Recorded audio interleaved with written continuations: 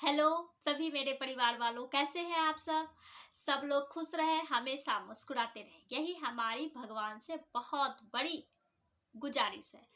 चलिए आज आपसे बात करने आई हूँ कि हमेशा हमें सभी को जवाब नहीं देना चाहिए। कुछ जवाब समय और भगवान पर छोड़ देना चाहिए। पर हम लोग क्या करते हैं, कभी भी कोई भी कुछ बोला तो हम लोग परेशान हो जाते हैं। सोचते हैं कि उसने मुझे बोला तो मैं उस समय उसे जवाब क्यों नहीं दे पाई। ये अच्छा है कि आप उसे जवाब नहीं दे पाए, क्योंकि हर हमेशा जवाब देना सही भी नहीं होता है। ठीक है, कुछ लोग आपको ये भी कहेंगे कि क्यों नहीं बोले, आपकी जगह पर मैं रहती तो ऐसा करती वैसा कर, पर ऐसा वो भी नहीं करते हैं। बोलना जो होता है ना, बहुत आसान होता है, करना बहुत मुश्किल होता है। और सबसे बड़ी बात है कि हम लोगों को धैर्य से और समझदारी से चलना चाहिए। पता नहीं मैं बोल रही हूँ मुझ में इतनी धैर्य और समझदारी है कि नहीं है, ये तो मैं नहीं कह पाऊंगी।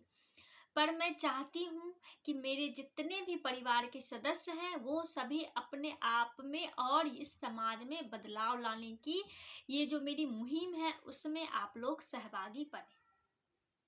तो चलिए मैं बात कर रही हूँ कि सभी को जवाब नहीं देना चाहिए, ये बात सही है। जवाब समय पर छोड़ दें, क्योंकि आजकल तो तुरंत एक हाथ करो और दूसरा हाथ पाओ, ये चीज तो होता ही जा रहा है।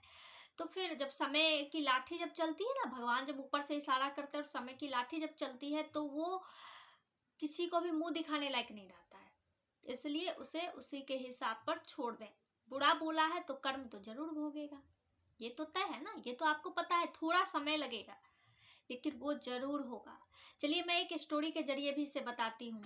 एक धोबी था, वो अपना कपड़ा जो भी धोता था वो एक रास्ते पर फैला के सुखा रहा था। शायद उस रास्ते पर लोग नहीं जाते होंगे, इसलिए वो रास्ते पर ही फैला के अपना कपड़ा सुखा रहा था। एक ऋषि उधर से आ रहे थे, भगवान का नाम लेते लेते उनका पैर उस कपड़े के ऊपर पड़ गया।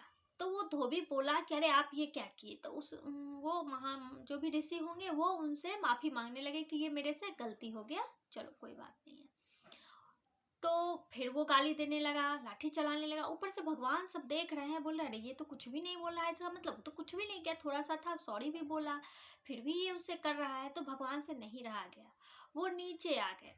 जब वो नीचे आते हैं तो क्या देखते हैं कि ये ऋषि भी अपने आपा खोए बैठे हैं और दोनों में झगड़ा चालू है। फिर वो ऊपर चले गए।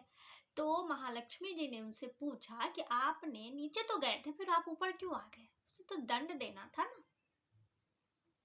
भगवान बोले कि अरे आदमी झगड़ा करे तो समझ में आया, ऋषि था वो, हमको लगा मेरी ध्यान में है तो मैं उसे बचाने गया, लेकिन वो तो दो धोबी झगड़ा कर रहे थे। तो इससे क्या आपको समझ में आ रही है, भगवान को सही में हमने ने भी नहीं देखा है, कोई नहीं देखा है, लेकिन मानना और धारणा ये दो चीज तो है ना, हम लोग उसको मान तो सकते ही है ना। तो जब ऐसा हो सकता है तो बात को समझिए। ये भगवान की बातें छोड़ दीजिए, स्टोरी भी छोड़ दीजिए, मैं बस इतना कहना चाहती हूँ कि आप अगर समय के ऊपर छोड़ दीजिएगा तो उसे उसकी एहसास होगी और वो शायद दूसरे को भी कभी भी तंग करना छोड़ देंगे। उस समय आप उसे जरूर इतना कह सकते हैं कि बुरा ना मानिए, पर ये चीज आपने मेरे साथ भी बोला था, आज अपने पर बीती तो कैसा लग रहा है। तो इसीलिए आप गलती से भी ऐसा मत कीजिएगा, क्योंकि जैसा हम करते हैं वैसा ही हम पाते भी हैं। तो आप उस समय उसे कह सकते हैं, लेकिन तुरंत जवाब देना अच्छी बात नहीं है। चुप रहने में ही भलाई होती है, ये तो पता है ना। तो चलिए, अगर मेरी बातें अच्छी लग रही हो और आप लोगों को लग रहा होगा कि मैंने जो वीडियो बनाया वो सही है, तो प्लीज़ लाइक करें, सब्सक्राइब करें और मेरे इस चैनल को सपोर्ट करें। मुझे आगे बढ़ने में अपना थोड़ा सा समय जरूर दें। Thank you.